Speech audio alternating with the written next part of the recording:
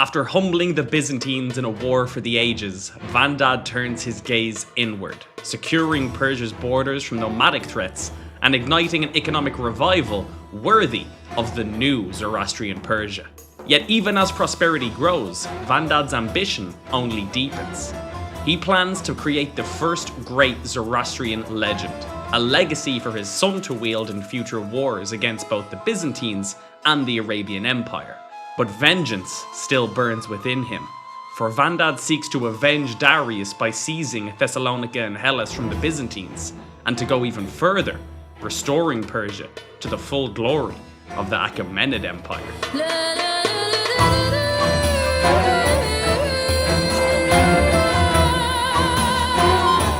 Hello everybody and welcome back once again to our Zoroastrian Persia run, where we are still Shahanshah Vandad the Hideous of the Persian Empire. 55 years of age, but still feeling fine. Also, apologies if my voice sounds a little bit strange today, or the cuts seem a little bit aggressive. Truthfully, I have a chest infection, so I'm going to take a lot of breaks in the recording. But other than that, we are good to go. In the previous episode, we had attacked the Byzantine Empire, picking up the Kingdom of Anatolia. That was a hell of a war. 8 long years and many troops dead in order for us to actually get this land. But we have it now, recently conquered. I do want to spend some time trying to convert it over in terms of both faith and culture. Otherwise, we're going to have to deal with rebellions and factions. Realistically, I somewhat suspect we'll eventually have to fight a sort of rebellion in here anyway, but once we put that down, we should then secure it long enough to then convert it all over and have it sort of assimilated into the Persian Empire proper. As I've been saying, our main goal is to continue across the Byzantine Empire to pick up Thessalonica and Hellas, enact Darius's revenge, and leave the series there. However, we have got lots of suggestions in the previous episodes to actually restore the Achaemenid borders of the Persian Empire as well, which thankfully does include going in the same direction we are going. Those borders stretched just past the capital here, had sort of Thrace and Strymon here as well. Maybe not exactly, but at least roughly. The other area that it expanded down into was down across Jerusalem here, practically all of Egypt itself. And it did also, at least according to the maps I checked, contain Oman. So you might try and pick this up also. Initially, I was like, maybe we won't go for Oman, it's kind of distant, but I didn't realize there's actually a land crossing here from our realm. So technically, we would just need some wars over here to pick up this actual duchy, and that would technically leave us with the Achaemenid borders. Again, maybe not perfectly. There could technically be a county or two off around over here, but that empire doesn't actually exist in the game, but for the sake of doing a Persian empire, we may as well try and get Persia to the size of its largest ever borders. Normally, I'm very resistant to sort of changing the goals of a run midway through. Sometimes it makes sense, sometimes it's a fantastic idea, but a lot of the time, this series can just continuously go and go and go until you end up with a world conquest, which already happened with our Roman Empire series, and I'm still working on making the finale for that series. Not every series has to turn into a world conquest, but I do think it's a good idea. Chances are I won't come back to the Persian Empire for a while after this series, so we may as well go the full way while we're here. We have been immediately called into a war here by one of our allies. I believe we've married our daughter here off to this man's heir. Our daughter, interestingly, who's picked up a Buddhist faith, despite the fact that her new husband is a Hindu. But regardless, we are allied with them. It's a county war. We'll accept, but you know how it generally goes with county wars, especially over here. The last time we tried to fight and help out over here, it was a disaster. He is up against 2 kings at the moment, but he is winning.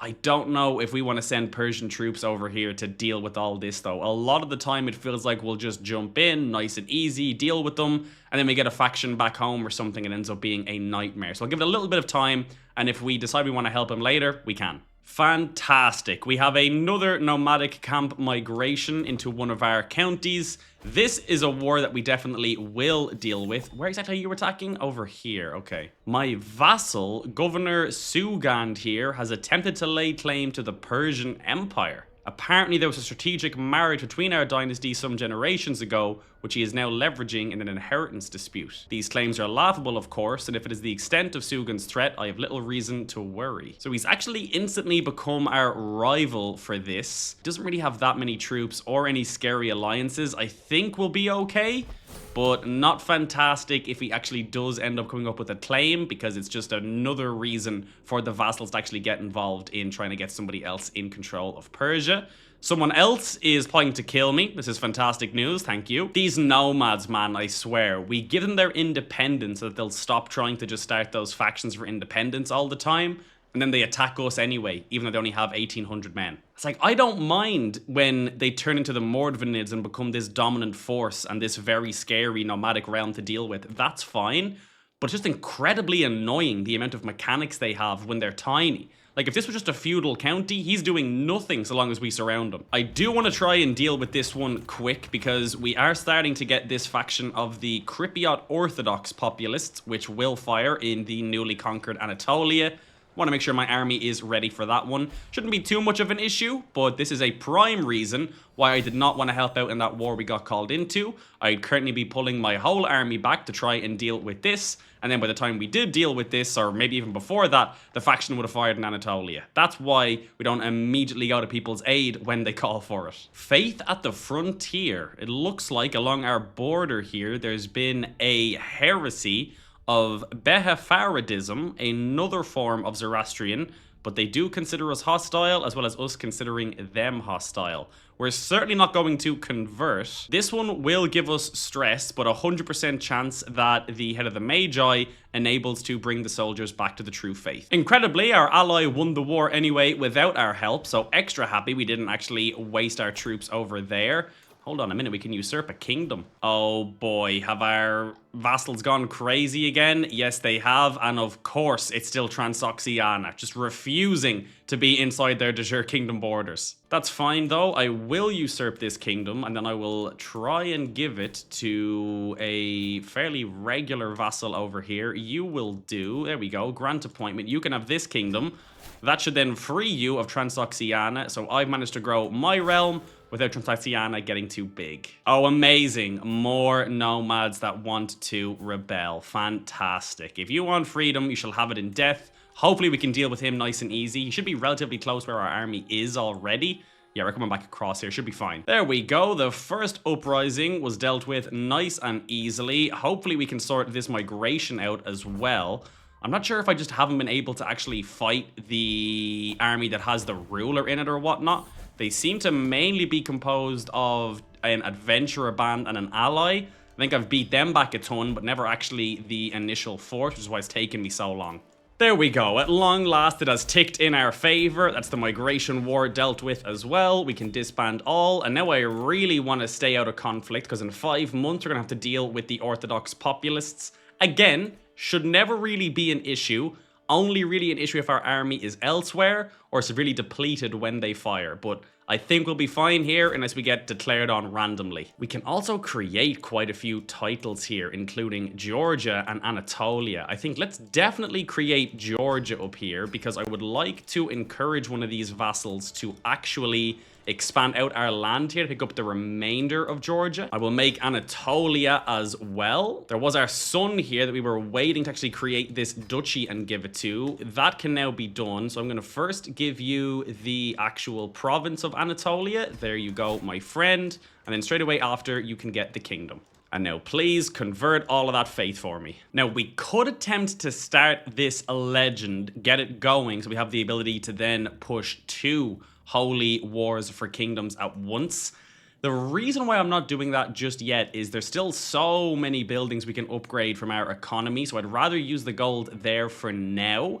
And then also, even if I did get the ability to fire another war for a kingdom against the Byzantines here, we're not going to use that for quite a while. And given that we're 58, it may not even be us that ends up firing it. Now, we could start that legend, have our son inherit it, but that's risky business, because if he inherits that legend and his income isn't where it needs to be, it could end up being a drain on our resources. We might have to then stop it early, which is then somewhat a waste of all the gold we spend trying to promote it. So I will do that eventually, not just yet though. I think I will embellish the capital though, thank you very much. We will lead the project ourselves. We'll see what we can do with that. What would we like to embellish the capital with? A large mausoleum for when my time is to come. This will give us a learning lifestyle experience. We will gain 450 renown and gain monumental splendor for 30 years in the capital. That's pretty incredible. We can construct a leisurely summer palace for prestige and courtly vassal opinion, or a fire temple for piety. Either way, we're getting the monumental splendor here.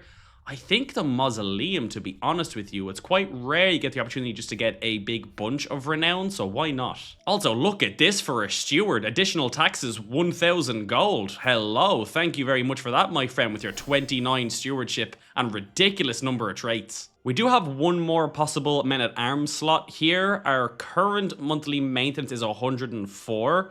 We're up to making about 250 per month here. So I think I will make another unit fully focused on siege. We'll max that out when we can, because sieging is going to slow us down the most, especially with those large-scale wars for kingdoms against the Byzantines. All right, we've built quite a few buildings now. Our economy is very, very healthy. We're still like 100 gold above our max maintenance, so I think it is now a good time to start this legend. Let me create this here, Keeper of the Mazdian Holy Site. Our first legend in this run, actually. I still have the same reservations about having another Kingdom Tier Holy War too early, but worst case scenario, if our son inherits this legend and can't maintain it, we can always finish it off and deal with it later. What I would really like to do is get it progressing, because on top of the ability to go to war for another kingdom, the ability to evangelize the realm and instantly convert this over to Mazdian would essentially make it immediately compliant and then free us to start that other kingdom tier war. So hopefully we can get this to mythical, but let's see. Oh boy. The Arabian Empire just conquered Kanembornu. Oh my word. We took some land off them here and I was like, yeah, they're nice and weakened. They just immediately went into Africa. Almost instantly. Okay, that's a little bit of a problem. I still feel like Egypt is one of their most valuable kingdoms that they have now, though. For example, if we look at the economy map, you can see how there's bright yellow here inside of Egypt. Obviously, the pyramids and a bunch of incredible, unique buildings, but the land they've expanded into, first of all, it looks bigger than it is, because in reality, we see the Arabian Empire here, but when we actually look at the actual counties, it's more like some duchies and things and whatnot. A lot of the land in here is literally just like one duchy that splits into these different rows. But obviously, it looks a hell of a lot bigger like this. So not actually as bad as it seems, and we'll definitely want to move in and take Egypt off them as well. Oh my word, another nomadic camp migration. It's into the exact same place. Evidently, leaving this nomad as independent to stop with the factions doesn't really help us at all if he's going to keep declaring on us. There we go. That time, at least we were able to catch them instantly with 32,000 men, not letting any of them get away, so the war has been dealt with. Honestly, I think I may even follow this up with some county expansions here, just gain the actual land for ourselves and then hand it off to somebody who isn't nomadic. We could take it all at once, but he'll just end up being a vassal, which I feel like doesn't really solve any problems. There we go. Nice and easy as well. I'm not even really showing these wars, as we're basically just walking 32,000 men over 100 and winning. Okay, now when I look at this county, we can see that it is nomadic. So what I want to do is feudalize the holding so that it's no longer nomadic and then grant it off to a noble of Persian culture. And you should now be... Okay, yes, admin. Perfect.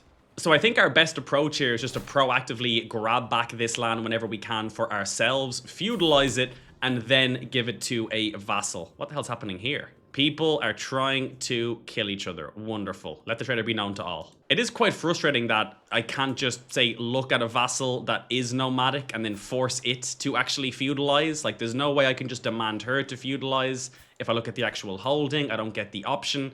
I can only feudalize it if I hold it directly, which is quite annoying. This is interesting. We can demand a hostage from the Mordvinids, and they will indeed accept. Amazingly, it's because he is terrified of us, despite the fact that we actually allowed a previous hostage of his to die through no fault of our own. he would actually accept this. So let's do that. We will demand a hostage from you. I'll happily not have to think about you for the next few years at least. And what we will do secretly is raise this man to end up becoming both Mazdian and ideally Persian if possible. He's by no means first in line, but you never know. If we could start to spread some of that different culture and religion inside of the Bullinid dynasty, maybe one day the ruler of the Mordvinids may actually be a Mazdian. Ooh, we've also just picked up the Trebuchet innovation, which is very, very nice indeed. About to pick up knighthood as well. Let's focus on that since it's almost finished. And then immediately get rid of the new siege engines I just got to replace with trebuchets. This is interesting. We can build a school inside of Baghdad. It does mean that for 5 years, building construction time is 50% slower, and we lose 450 gold. But it does say that apparently we will reap the benefits when the construction is finished in 5 years. Let's do it. I think I will also have my court chronicler working on that legend spread chance. God, that's so expensive though. 34 gold per month. It's probably worth it though. I just need to remember to turn it off as it starts to actually ramp up. I probably won't do it with my court poet as well. I assume they stack, but I don't know. Instead, I'll have him working on convincing the vassals or neighboring rulers to promote the legend. I think I will also actually level up our administration from tier 2 to tier 3. Now, this could tip some vassals over the edge and they may demand it to be lowered, but I think I'm happy to absorb some of those debuffs for the time being for the sake of that extra tax. Oh, and at the exact same time, our hostage arrives. Hello there, my friend. First things first, demand conversion. You will immediately become a Mazdian. That's fantastic. Oh, this is interesting. The Arabian Empire, there's a new caliph, by the way, a 14-year-old boy, but he is attacking the Byzantines for Chaldea, which is this duchy title over here. Now, the last thing we want for the Arabian Empire to end up getting holdings inside of the Byzantines. The Byzantines did actually get some of their land back here in North Africa, which is interesting. It seems like their focus is a bit more to the west now that we exist to the east. I think I may try and actually... I was going to say try and pick up Jerusalem without a kingdom tier war so that we're right next to them when we want to go for Egypt. At the moment, if I declared on them, and hypothetically, if I had a kingdom tier CB, we could go Jerusalem. We could skip Jerusalem and go for Egypt. I don't like when my borders aren't connected though. Oh, hold on a minute. Holy Ashari rulers may join the war. So that means that Ashari is spreading pretty deep along with the Arabian Empire into Africa here. The majority is still Abadi, but it looks like they're actually becoming Ashari as well, which, I mean, they're both Muslim faith, so I suppose it makes sense, but if they're Ashari, it's going to continue to improve the caliph standing. For now, let's see how this plays out. I don't want to jump into anything too early. Who is this? Are you my son? You are my son. When did you become blind? Maybe you recovered from measles or something. Okay, you're a mastermind philosopher at least. I suppose that works for a blind man. I'm also going to go around and ask some of my vassals to actually promote my legend for me. See if we can get that moving a bit quicker. May seem counterintuitive as currently I am focused on theology that I had rotated into to get the holy wars possible, but honestly, I've picked up so many perks in here. I think we're good. We have Know Thyself. I think I might rotate back into stewardship, get that income, and really just keep supercharging our economy with each of our counties here. My goal is to build them all up until I am literally capped through innovations, then upgrade the actual castles themselves to level 3, and then from there, I can start being a bit more loose with my gold because everything should be kind of brought up to speed. We've been invited to a magistrate's grand wedding. We will attend because it's fairly... No, we won't. We will not. There is a plague nearby. Camp fever. Lovely. Okay, it's only minor. Hasn't really got too close to the capital yet. Let's keep a close eye on this though. Okay, we actually are making progress with our legend here. We can increase the quality to level 2 now. It is spread to 100 baronies. We have 15 promoters, which is quite nice. Asking those vassals to help out has helped quite a bit. Hopefully we can get this either near or at mythical. I don't think I'll fire it with Vandad here since he's in poor health, but once our heir, Qarin the second, definitely not the second, there's been so many more Qarins. Once he comes to power, hopefully we can use it with him. Oh no, he's improvident. Minus 15% monthly income. That is unfortunate. We have two sons in power here. Qarin the second that we just looked at. We have Shapur in Anatolia, but he does have stuttering, which is congenital, as well as irritable already. That is unfortunate. I mean, we do have other potential sons we could put in. Kavus here is fairly decent. Nothing too crazy, but also nothing that bad, which I would generally always take. But given that we have two of our sons holding kingdoms, not giving it to them could just be inviting some civil strife, to be honest with you. I think we can deal through improvident. We can't avoid everything, and otherwise it's okay. It is somewhat balanced out by Fortune Builder, I suppose, so should be fine. Something else we can do as well to help out our legends also is we can upgrade our library here to an observatory. This will increase our personal physician aptitude, as well as giving us a plus 5% legend spread chance. The other one is tutor's office, which is more around tutor salary cost. That then ranks up to children educated in your court may gain a rank 5 education trait. That's very nice. And then the famed observatory just gives us another 5% to legend spread chance up to 10%. As well as monthly learning lifestyle experience plus 20%. Okay, I think the observatory is the way to go. The good news is that the Arabian Empire lost their war for the duchy inside of the Byzantine Empire. They're down to 3,000 troops. They are defending in an expansion war as well as a liberty war. They are looking to reduce the crown authority inside of the Arabian Empire. That is fantastic and should keep the new 14-year-old caliph nice and busy. Oh, we can actually usurp the duchy here that was held by this nomad. Now, there's still nomads in here, which is not fantastic. But we may as well give it to our man that we granted the actual county to once we took that to make it no longer nomadic. Out of curiosity, I can't just revoke these titles easily, can I? No, I cannot, because technically they are vassals to... Oh, Dalem conquered it. I see. Dalem, a little bit oversized here, but to be expected, given Transoxiana's influence and the lack of nomads. For now, then, we'll grant the duchy to you. That should sort out things a little bit better.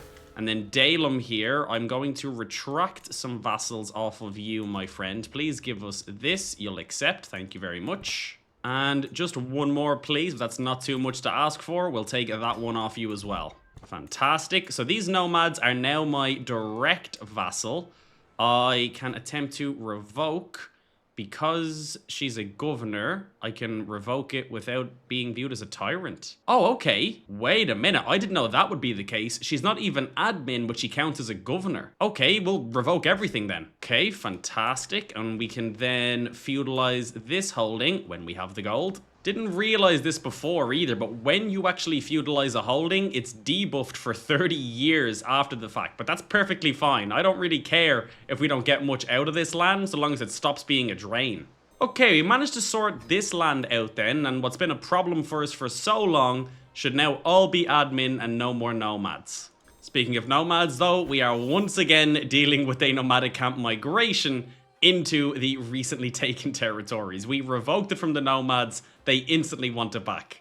Is there any chance that I could raise this holy order quick enough to actually intercept you? I'm not sure. Yes, indeed we can actually. Wonderful. Please give us 100% instantly here. There it is. That's what we like to see. Like, the migrations is one thing. We can't really stop that. There's so many nomads here. They're going to try and migrate, but so long as we don't consistently have these factions going, we want to be free now and demanding it despite having like 300 troops. The less of that we have, the better. Interesting. We have the opportunity to threaten the Emperor of the Byzantines if he does not decide to actually help us promote our legend. Now, if he does not accept, it will make the discount towards upgrading our legend decrease, which is worded strangely. As far as I can tell, it means that it won't be as cheap, basically. We could appeal to friendship. That doesn't make sense. We're certainly not friends with him. Or we can send it as is. No. A subtle threat will do. He is suitably cowed and has started promoting Keeper of the Mazdian Holy Site. Incredible. Our greatest enemy, who absolutely hates us, we have threatened into promoting our own legend. Just as a note on the army as well, I've moved things around a little bit. So I've made sure that the Asiwira here, that are very expensive, are actually stationed in a holding that have a ton of benefits for them. They're getting plus 63 attack and plus 21 defense, which is tremendous. And I've also hired a new regiment of Houseguard, which are actually free. Very, very nice. Actually, better attack than the standard heavy infantry here that we have in the IR. But the difference is that they actually have better screen. So they're essentially more defensive, whereas the IR have pursuit, so more aggressive. That's an oversimplification. Ultimately, pursuit is how much damage you can do, essentially, when you win a battle, how many of their armies actually destroyed, and then screen is essentially the opposite. It protects you from getting all of your army destroyed should you be routed. Something else I should do before I die as well is actually attempt to mentor my heir in governance here, see if we can improve his overall governance. It's only at plus 3% currently compared to ours, which is maxed out. We can designate a guardian now for our hostage. I'm going to attempt to convert his culture. It says it's unlikely due to his age, but if we can turn this hostage from the Bull in the Dynasty into a Persian Mazdaean, that would be incredible. So we will be dead within a year, but to be honest, I am super happy with what Vandad has achieved. Managed to pick up Anatolia before we even had any legends helping us to reassert the Holy Mission or convert the land over. We've managed to deal a little bit with the nomad threat up here, revoking some of the titles and feudalizing them. It's still going to be relentless, but maybe not as much. And we've put thousands of gold into our economy. All of our holdings here are looking tremendous. We can continue to actually keep upgrading this. We haven't even maxed out all the castles yet either. But the number one priority for our heir is going to be expanding out the realm. To help him do... Oh, he's at war with the Arabian Empire. Oh, he's helping an ally. Okay, fair enough. But to help him do that, we have the legend here that's almost at 300. Once this is full, he will have the ability to build a special building if he would like. He'll have the ability to reassert the Holy Mission, to go for 2 Kingdom Tier wars, and he can also evangelize the realm for nice quick conversion. So everything going to plan. I think our heir is in a very nice position here. Ooh, and before we die, we can pick another dynasty legacy. Fantastic. Okay, so for this dynasty legacy, I think we're going to continue down bureaucracy. I would quite like the reception hall here. Now, initially, this confused me. It was like 0 legitimacy gained when becoming the Shahanshah, but 100% lost. But what it actually is the more house members host a feast or grand wedding in the barony where the estate is located, which is Baghdad, the more that value increases. So if we could build a reception hall, we can essentially store up legitimacy inside of that, so that less of it is lost when our heir comes to power. That, I think, is fantastic. So for now, we'll take power is a ladder for the initial scheme success chance, and promoting house members becomes 10% cheaper. I was going to go for legitimacy here for the lasting line modifier, but realistically, I think if we can build a reception hall, we could give ourselves bonuses greater than anything inside of this could. I also don't want to forget about customs either, because we are going to have quite a lot of cultures inside of our realm. I mean, we already do, and it's only going to grow. Amazing. We were able to finish mentoring our son in governance. It's turned out well. We have gained 60 influence. He has gained 19 experience in the governor trait. Fantastic. Also gets mentored in governance for 10 years, plus 1 stewardship and plus 10% monthly influence. Interesting. We have the option to either get a weak hook on our hostage here, or become friends with him. Let's go for the weak hook. You never know. When we send him back to the actual Mordvinids, there is a chance we could make use of that. Okay, our hostage is now fully grown. Now, we could send him back, or we keep him for a little bit longer. I would like to keep him for a little bit longer. The less I need to think about the Mordvinids, the better, to be honest with you. Now, unfortunately, the longer we have him, should he die, it is going to annoy the Kagan here, but that already happened previously, and only a generation later, he was actually willing to give us another hostage because he was terrified of us, so that works out quite a bit. To be honest, they're not even that strong anymore. We could probably deal with them if we wanted, but it's not a direction I want to go in, and I don't want him suddenly declaring war on me when I'm trying to deal with the Byzantines or the Arabian Empire. Speaking of, the Arabian Empire is in full-on rebellion here. Almost all of their lands inside of Africa are rebelling. He's losing heavily in the Liberty War, and then also an independence war. Interesting. All rebellious vassals will become independent. That would be fantastic to see. And there it is. Shahanshah Vandad of the Persian Empire's soul has finally been cast to hell. Excuse me? At 66 years of age, he died of old age, an old man. He lived a long, fulfilling life. Shahanshah Qarin ascends to the throne. Having mastered many skills, he is sure to be admired by his subjects. I could have sworn this said Qarin II before, but he's now Qarin VI, which feels more correct. Let us continue as Qarin VI. Long live the Shahanshah. Why is our stress so high immediately? Okay, let's see what we were getting up to here before I came to power. All right, the good news is we've immediately jumped up to 50% governor efficiency. That is perfect. Our gold has practically halved, although we are slightly over our domain holdings here. Number of troops has also gone down by about 10,000 men. Oh, 4 of our holdings are actually temple, so these should go away shortly once I actually have a court chaplain in and press play. For now, let's put the people of power in these positions. They like us though. They like us quite a bit. A paying a predecessor plus 25. We're honest and diligent. Our traits are standing to us. Fantastic. Let's just make sure all the powerful people are happy as we get started here so nobody gets any ideas. We will continue down the stewardship tree for the time being. I think it's going to be a little bit necessary to counteract being improvident. We are involved in this war on the side of the attackers against this man. But it is essentially a war against basically all of the nomads to the north here. Not exactly all of them, but the Morvanids are involved, and that's all you really need to know. You press play here, so everything normalizes. A lesser daughter of the Persian Empire, Hafsa, our half-sister here, is going to become an adventurer. Best of luck to you. Okay, now that we have those temple holdings handed off, we are back up to a more reasonable amount of income. So let's start actually owning this legend. Only a few more baronies to go and we can complete this. That will be incredible. What the hell is this? I'm promoting Governor Kamran here for some reason. Not entirely sure why. He is from our family, but let's abandon this for now. We're on redouble guards at the moment. No need for that. Let's deactivate it. Despite the fact that we are improvident, I think one of the nicest things about having our stewardship so high is that we have no problem immediately holding on to 10 out of 10 of our domain holdings here, which should continue to really help in terms of tax, especially since we have over 3 counties here, giving us more than like 25 gold per month. In terms of the line of succession, next up it is our uncle here, who is 65 years of age, then some vassals and our half-brother.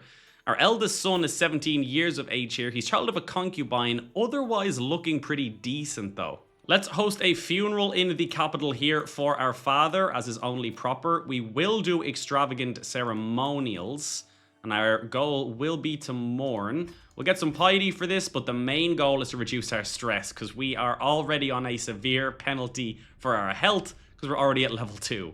My half-sister, Noor here, has called me a fiend and swain and a fool. You dare call yourself Shahanshah?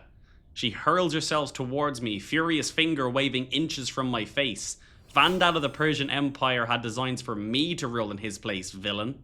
I'm gonna say get out. I'll get a rivalry, that's fine. Otherwise we'd have to lose prestige and piety. Not a hope. Get out of this funeral. Oh, incredible. We're still at the funeral, but we now have the ability to threaten the ruler of the Arabian Empire into promoting our legend. Absolutely we will. That confused the hell out of me. I was like, I'm sorry, we lost a war for that? But no, that's the one we were allied within. But yes, he was suitably cowed, and he is now also promoting our legend. So both of our rivals, really, rival rulers in the Byzantine and Arabian Empire, are now promoting our legend for us. The funeral is over. We are now a little bit stressed, but down to level 0, which I will happily take. We can embellish the capital as well again. We will lead the project ourselves once again. This time, I think we will go for an actual wondrous fire temple. We will take the piety and we'll get every zealot vassal opinion of us going up, which should be fantastic for a new ruler.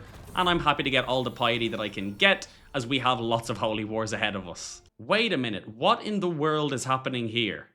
The nomadic Greeks were born free beneath these endless skies. With Allah guiding our riders, we shall break from our pathetic rule and reclaim our place on the open steppe. How the hell has this happened? We have a Greek Ashari nomad whose land is the Thessaloniki Greeks, which is a faction in a civil war. I am so confused. All the same, if you want freedom, you shall have it in debt. It is a rite of passage at this point when you become ruler of the Persian Empire to have to deal with nomads all the time. This time, though, I think we can just send in our champions of Ormazd here. Hopefully it'll be enough to just beat them all in one. And it is not. 50%. Fantastic. I'm so confused, though. It's like there's nothing for us to siege down. We have to just wait for them to not be routed anymore and then attack them. Oh, incredible. They get to just retreat into the sea and we can't attack them either. Fantastic. Oh, my hostage is after inheriting a kingdom of Qarin. Interesting. He will soon depart for his throne. Fair enough, there's nothing to be done. We still have the hook, which is nice, so maybe we can make use of that. And that is the Greek Ashari nomadic uprising dealt with. Never thought that's a sentence I would say in this run. What is nice is that somehow we've inherited some land over here that's still tribal. Let's feudalize this immediately and hand it off. Innovation-wise, we did just pick up Scootage as well, which is, for us, really just plus 5% tax from the Republican vassals.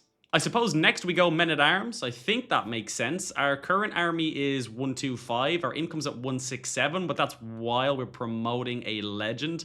And I believe still actually paying people to promote it for us. So without a legend, I think our income is still actually miles above this. At long last, we've been able to upgrade our legend to mythical quality. We can finally now complete it. This will be fantastic. The Miracles of Shahanshah Vandad. Here it is written, Baghdad, 23rd of March, 1125 AD. We will clear ground for a legendary building. Not a lot of places can have it really, but I'll put it somewhere closer to the capital over here. And then obviously, I don't think I'll evangelize the realm just yet. The vassals have done a fantastic job converting Anatolia over, so I think I'll wait. We will declare our holy war. I'm thinking maybe one holy war against the Byzantine Empire, maybe for Pontus, and then try and just chip away at the background here. Our vassals might even pick this up for us. And then following that, you reassert the holy mission for a second holy war against the Arabian Empire. Maybe just go straight for Egypt, grab all of this, and we can always connect it up later. And then either after one or both of those holy wars, we'll evangelize the realm and try and just really speed up how quickly Mazdaean can spread. I feel like the Persian Empire lettering on our realm is incredibly big at the moment compared to everybody else, but I'll take that. Okay then, this time, things should not be as balanced as they were before. Technically, we should have twice the number of troops that the Byzantines actually have. Obviously, there's lots of men-at-arms they can just suddenly pull out of nowhere, given that they're admin, but we can do that as well. But let's go ahead and launch this war for the Kingdom of Pontus against the Byzantines, mainly because I also am slightly afraid that if I die or something happens, we just lose all the bonuses of that legend. Okay, here we go. This time, at least, we can raise our armies directly inside of the Byzantines' land, rather than trying to retreat across to our lands here, which is fantastic. I'm so tempted to try and siege down Constantinople here. Obviously, the actual castle level is pretty crazy. We do have at least one stack, I believe, of trebuchets.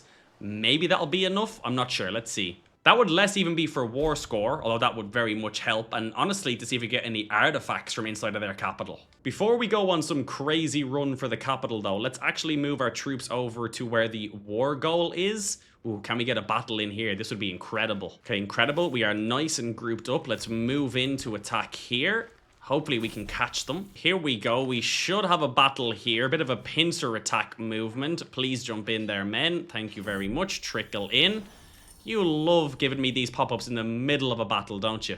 Come on, get in there. Get in there. Ooh, ooh. Okay, we're gonna lose this. We are going to lose this. We had severe number advantage, but their quality is a little bit ridiculous. Okay, our first battle is a loss, but honestly, I still think we're fine here. We probably didn't need to lose that, but I think once we regroup our men, I still think our army is better than theirs. They obviously have insane numbers of quality, but once I start sieging this down, taking attrition, I think this war is still very much in our favor. It was probably also a bit of a mistake to trickle in against them the way I did when they had that much quality. So let's instead try and attack here as a unified force. Okay, there we go. That's quite nice. We caught a smaller army as they were retreating. Tables are now turned. They have to trickle in towards us. But we should have just enough of the advantage here to be able to win. They're not making it easy given their quality, but I still think we come out on top here.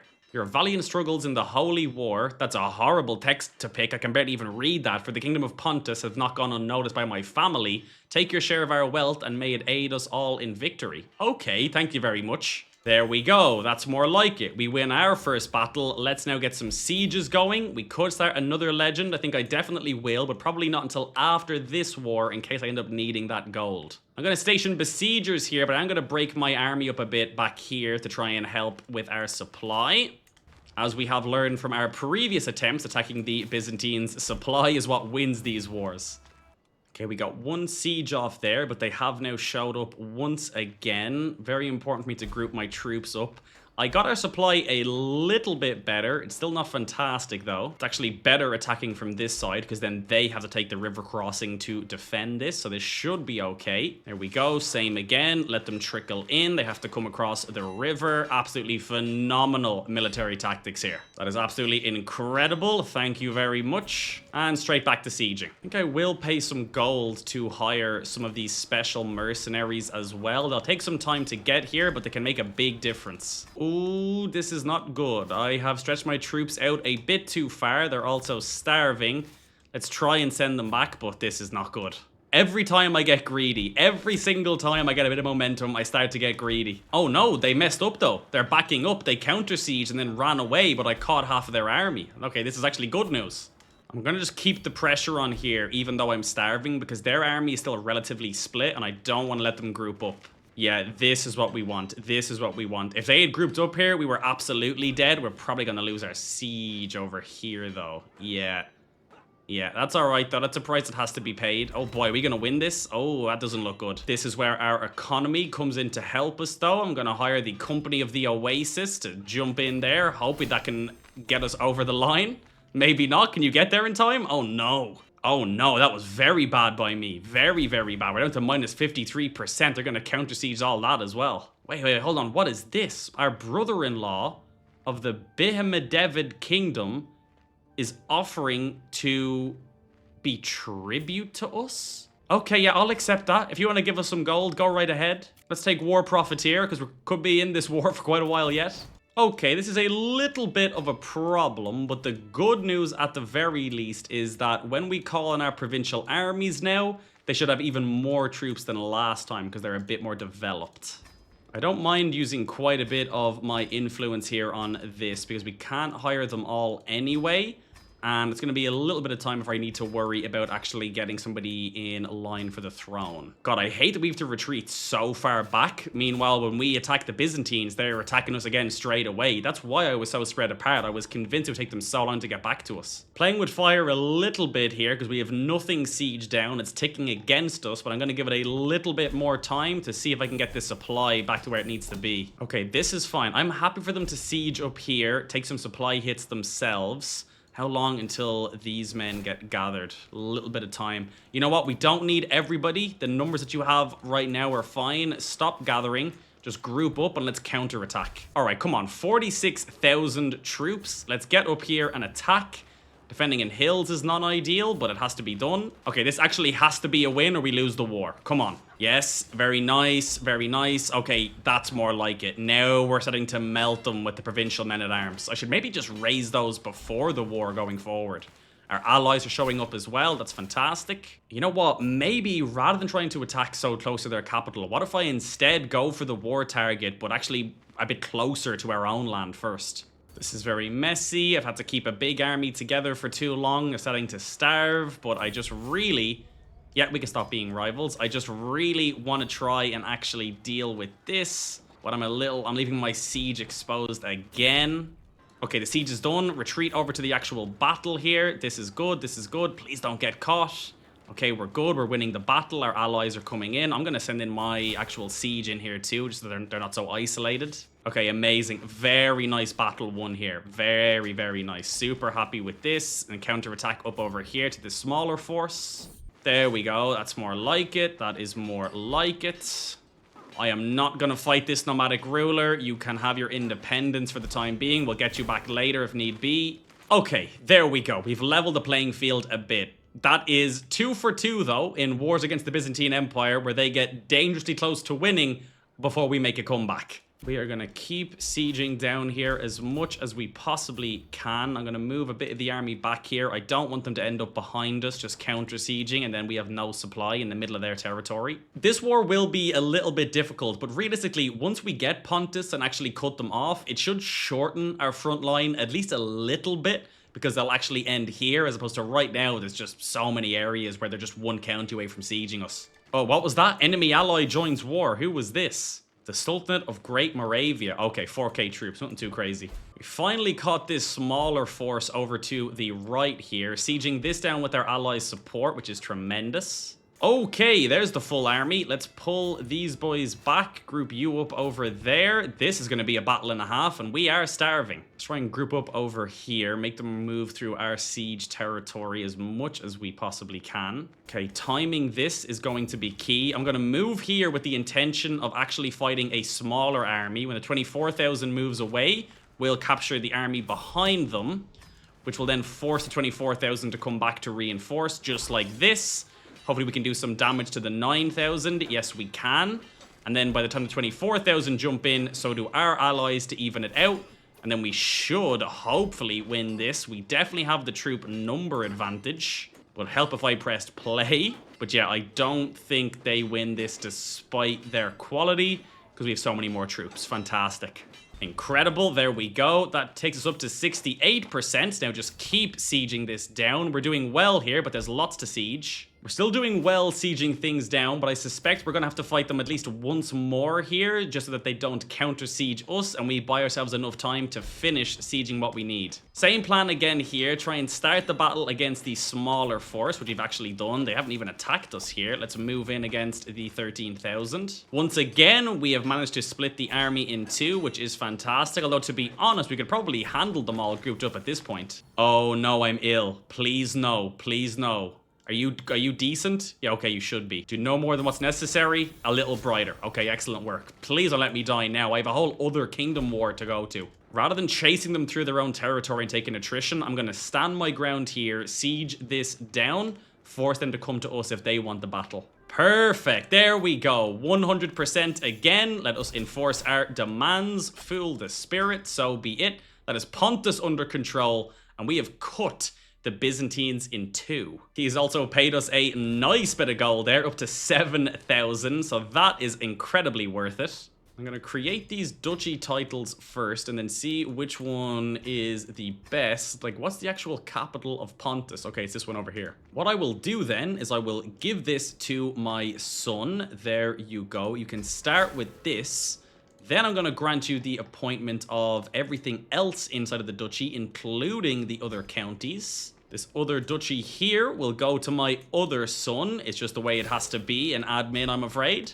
This duchy here will go to my other son. And then for my other son, the final duchy over here. Now, normally, I don't do what I just did. Not giving land to my sons. I do that all the time, but I generally don't like giving a vassal all of the counties inside of their duchy, as it tends to make them very strong when they develop, and it can be a problem in terms of factions. But in this case, I think I can keep my family under control, and given that one of these men will likely be my heir, I think that making them as powerful as possible makes the most amount of sense, especially that when we go to war, I would like for their realms to be nice and secure and strong and not just like weak and fragmented. I've also created the Kingdom of the Pontus, and that will be going to Shahzada here. Since you have the kingdom, I will also mentor you in governance before I forget. I would like to go around and do that with all of the sons I've just given land to, but for now that will do.